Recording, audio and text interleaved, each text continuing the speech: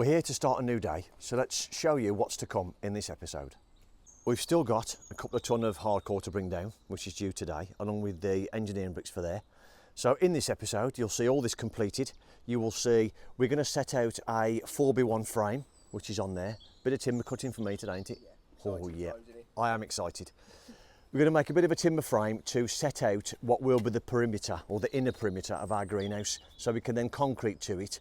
We're going to set out our path as well in the middle, which will need to be separately hardcored for the slab up the centre, because the customer wants dirt either side of a slab, as you can imagine, to plant things in the greenhouse.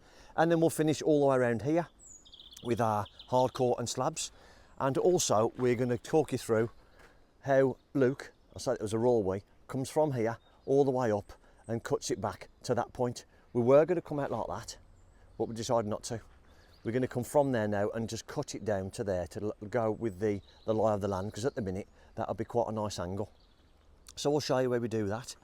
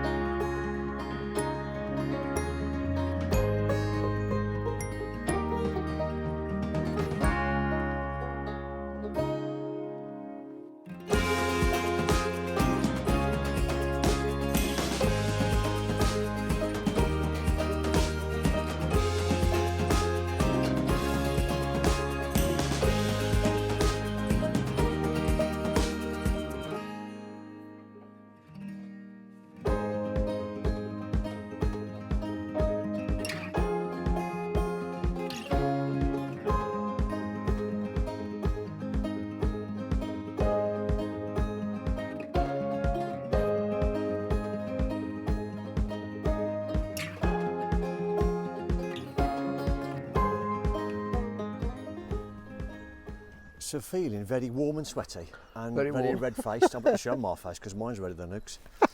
We've got the first one of 3 rows of slabs down, so in effect 30 slabs. It took 30 minutes if you're interested. If you're not, then please yourselves. We thought it was a good effort. Just before that time lapse of the slabs, you caught me making this. This is now the shed base. Now, there's a bit of a drawing on screen. If you look at this now, we're going to do a 200mm strip footing all the way around. About 100mm deep, 50mm deep, something like that. It's only for this to carry the what's it, isn't it? Greenhouse, yeah. The greenhouse base.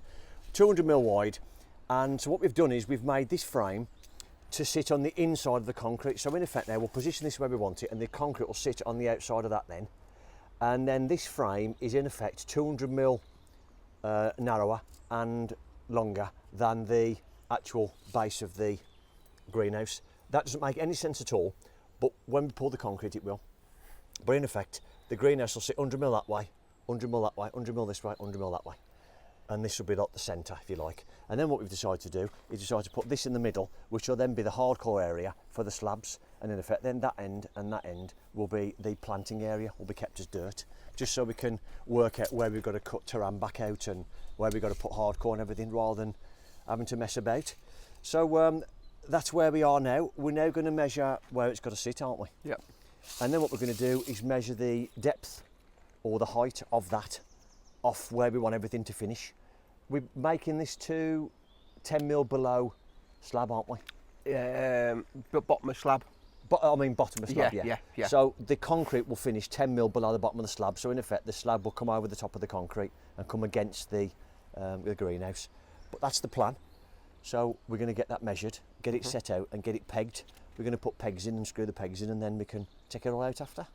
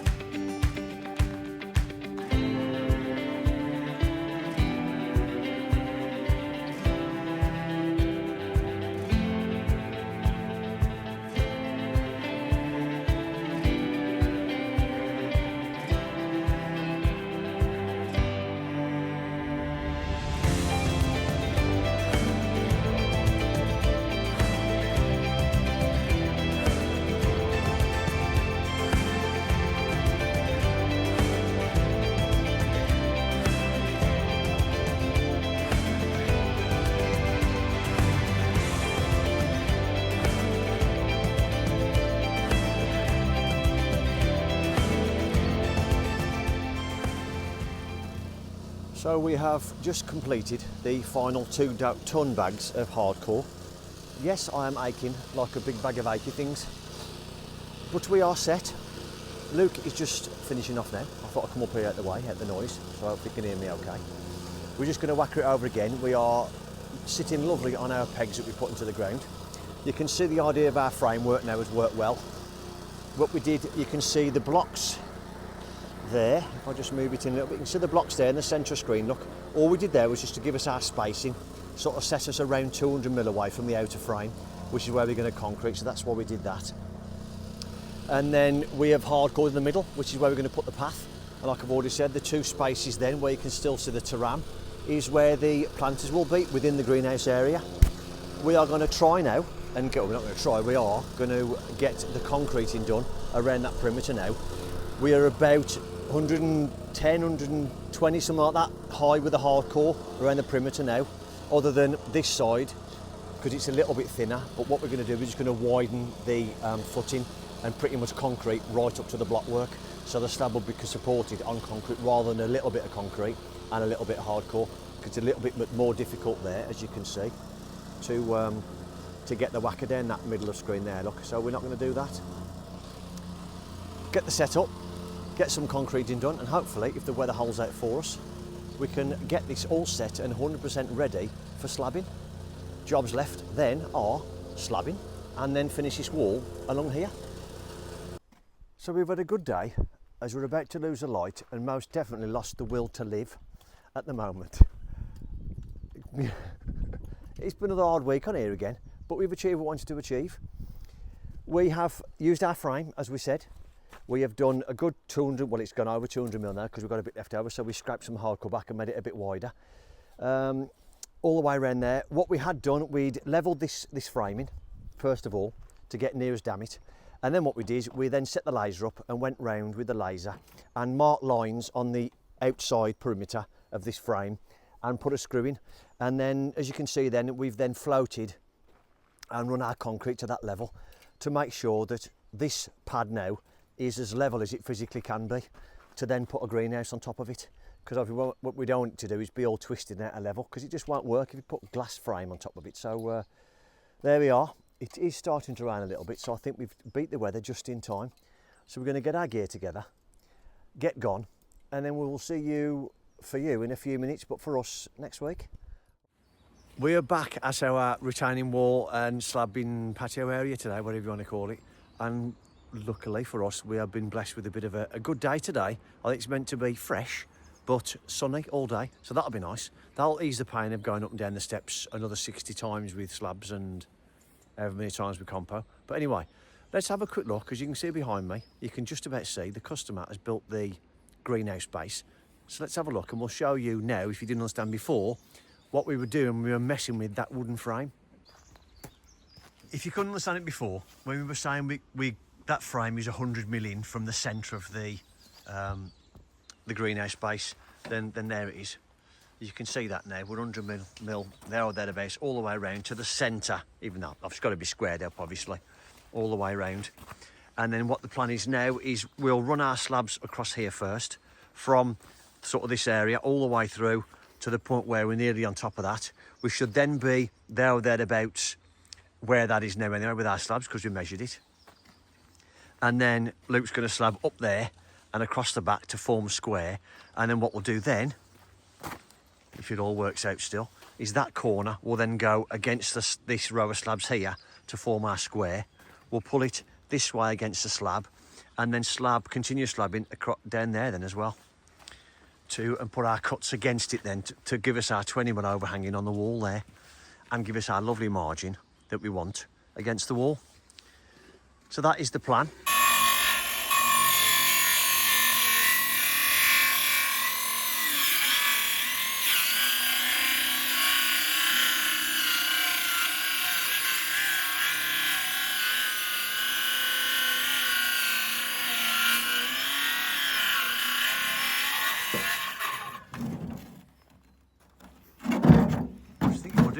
Snacking on my pencil. What do you think you're doing? What do you think? Why are you cutting wood up? And I'm not. Pinch your job. You normally use yours to cut blocks with. We know that, don't we? That's a better cut than how you get it, don't you? You.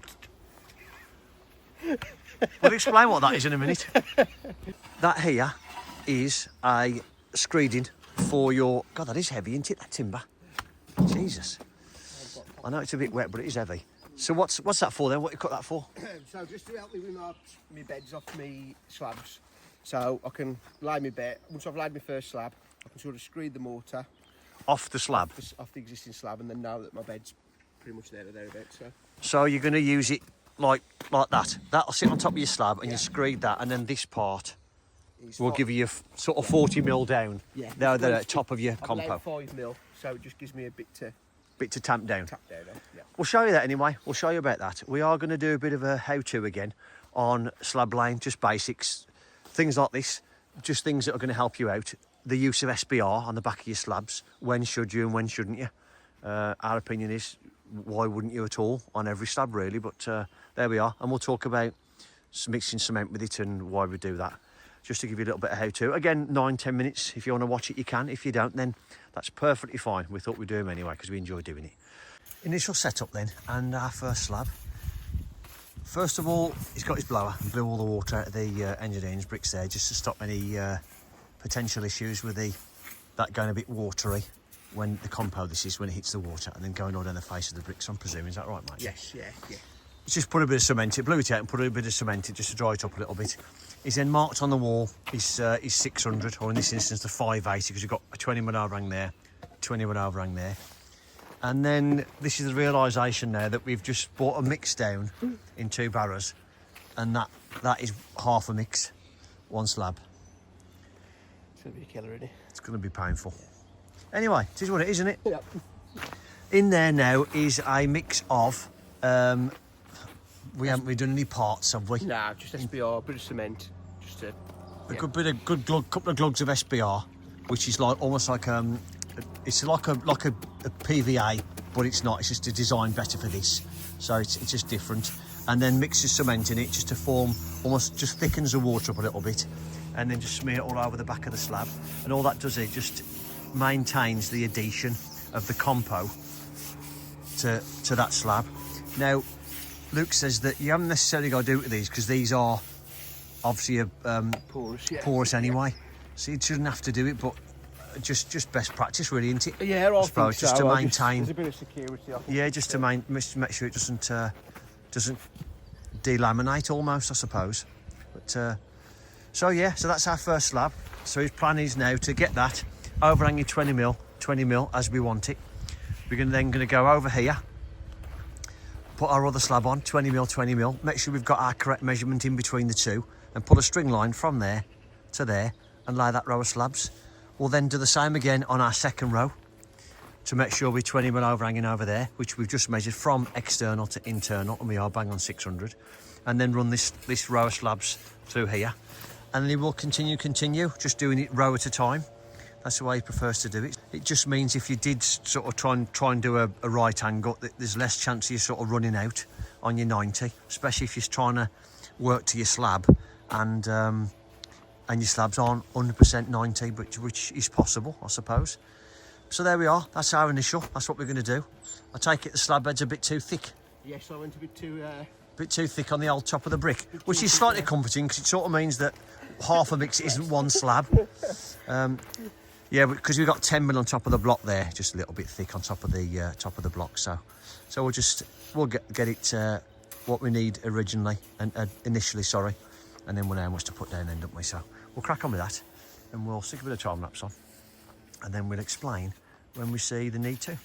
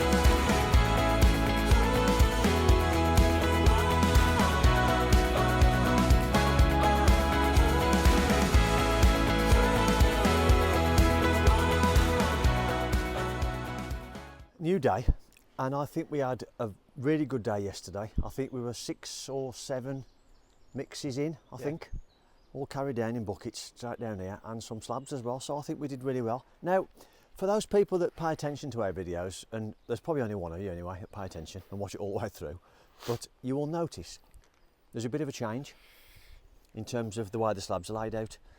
Do you want to explain that, Luke, or shall I? Yeah, well, we worked everything out to 600mm slabs, didn't we? Just to point out that from the outside of that wall there to the outside of that wall there is bang on, and I mean bang on, the amount of slabs to that row there, look, allowing for 20mm overhang, 20mm overhang.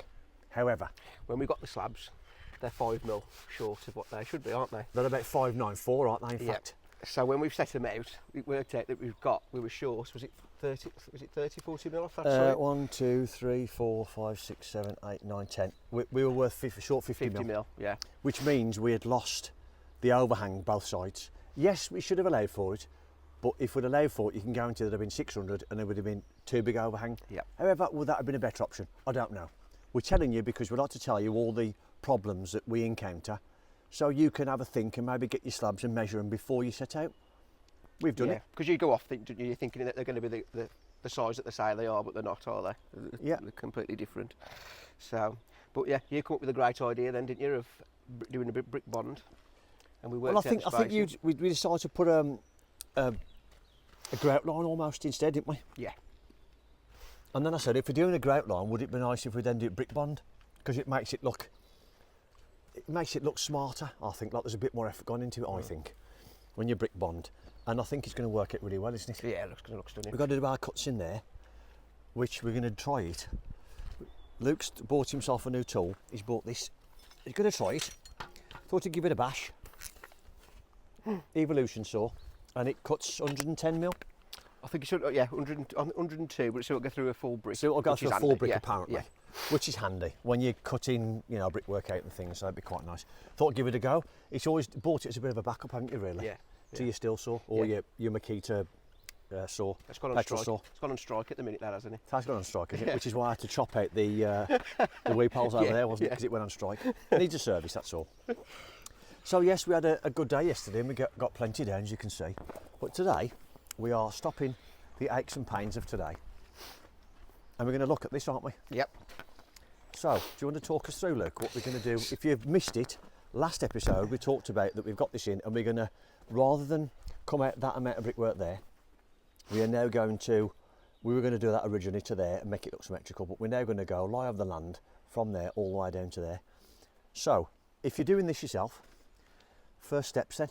So basically, just get your line set up from where you're going to, your cuts are going to start from, basically. So you finish your top end brickwork first, one brick, and then finish your bottom brick first, brickwork first, And then I sort of know the line to where to infill to then.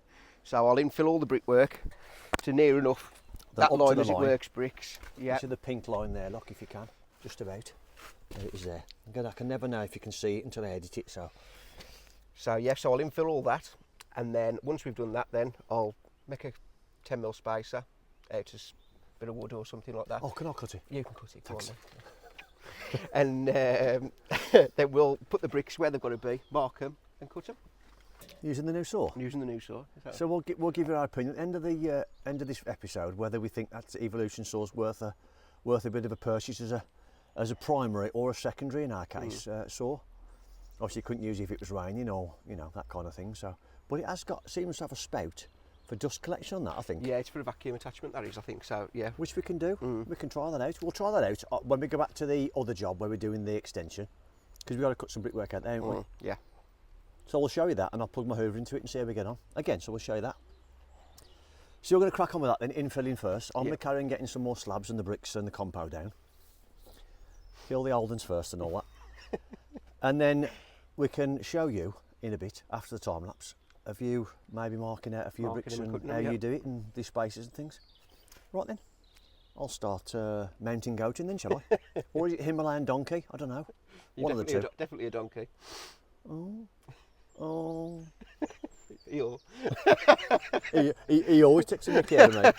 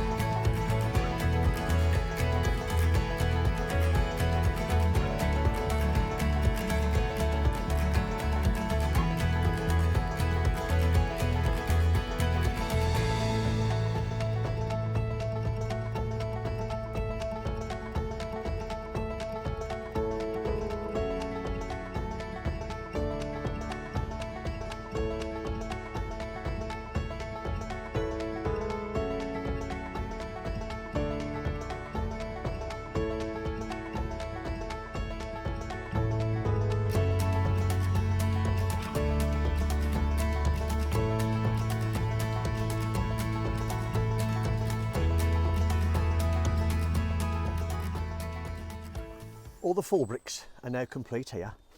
You've already seen we got the line set up, so that side is now pulled down to 0, if you like, and that one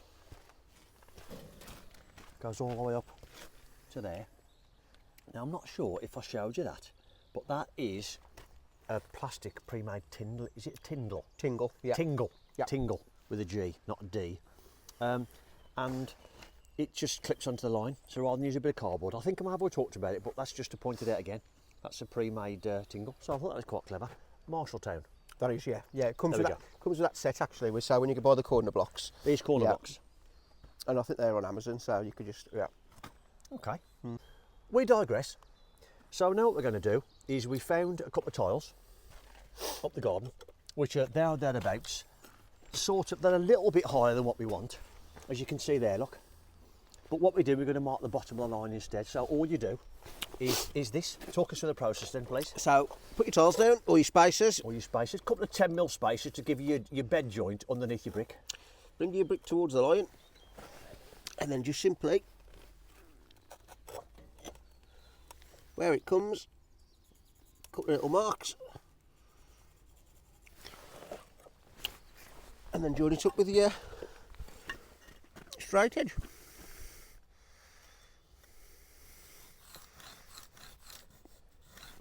And that's your cut line. And then my trusty assistant is going to cut them for me. Me?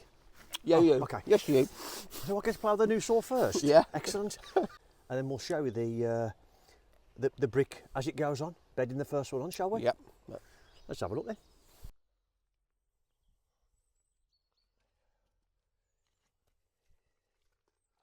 Ready?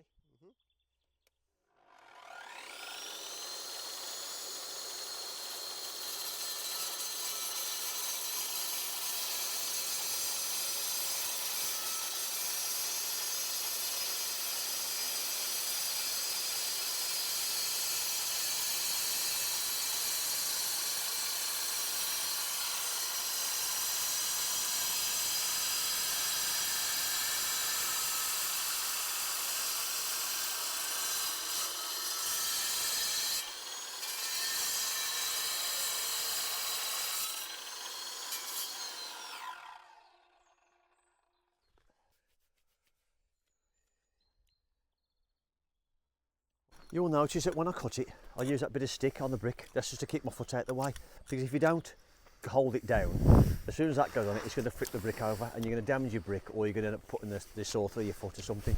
But first impressions, a soft start, which I quite like, especially when you cut into a line, and it's got a brake on it as well, so it slows down really quick as well. So let me just show you. It's quite good.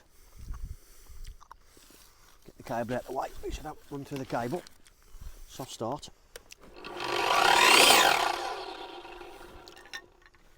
Slows down quite quick. I like it. I do like it. And it's, as you've just seen, it's quite a clean cut. So yes, I think it's a good addition to the arsenal, isn't it? Yes, it is. Yes, very pleased with that.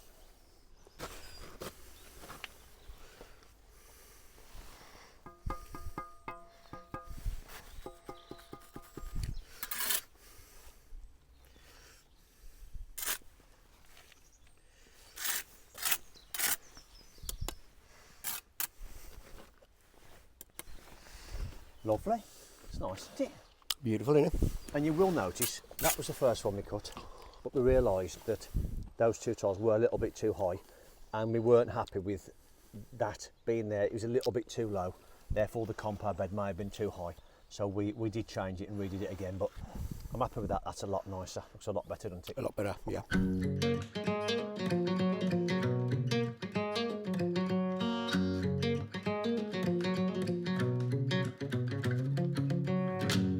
I wake up in the morning in this great blue state.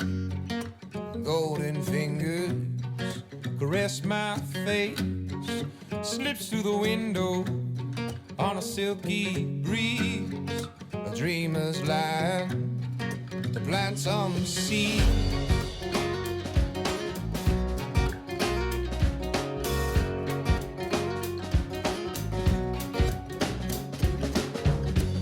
She's my believer, lighted mirror, reflecting out every true potential. A bedrock belief, an elaborate plot to set this bird free. So our wall is complete. It's done to a point where obviously there's no way we're going to get a sliver in there, but once we put our 10mm bed on, that'll all get covered by the stone. But we're happy with that. We happy with that? I am happy with that, yeah. Good, good. So now I forgot to film this bit, so there's actually slabbing done there already that you're about to see on the time lapse. So we'll stick that on for you to see us doing that, and then after that we'll explain to you what we're up to now.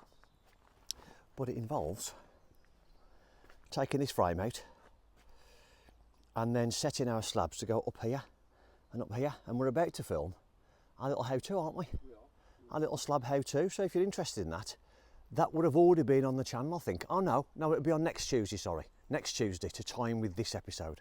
So next Tuesday, 4 o'clock, bit of a how-to on slabbing. Basic tools, setting yourself up, making sure you get the best of it, and making sure you get longevity in your slabbing as well. There we are.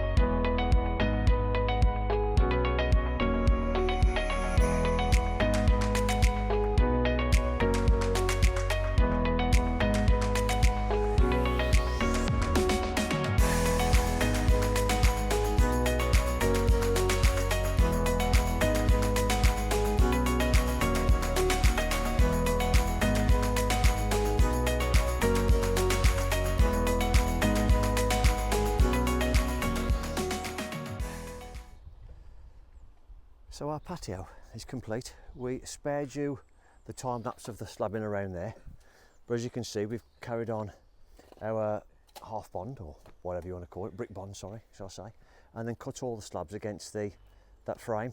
We did a diagonals to make sure that was nice and square, and then we put our path in the middle. No, we haven't done half bond there or brick bond because it just wouldn't be as stable, would it? And we've actually butted them inside that rather than leaving the grout line, because that is inside the greenhouse. We have got to put the coping stones on now. We've done the pea gravel. I meant to show that, but I forgot. We've done the pea gravel around, as I talked about, around the back of that wall and down here, and we're just backfilling now.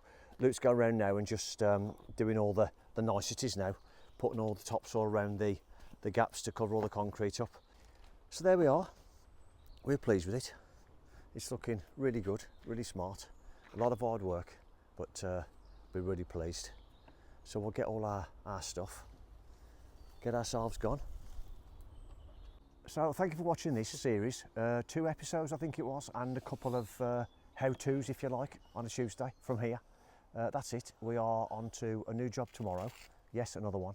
And we are, I know, it's like we never finish a job, doesn't it? And while we're waiting for the windows, doors and roof lights to be fitted, well, delivered, which are next week, and then fitted, roof lights especially by me, and then we'll be full on back at the extension build. Once we are watertight, we can start knocking through, we can start dabbing the walls, we can start plastering, and then start fitting kitchens. Thanks for watching. See you on the next one. See ya.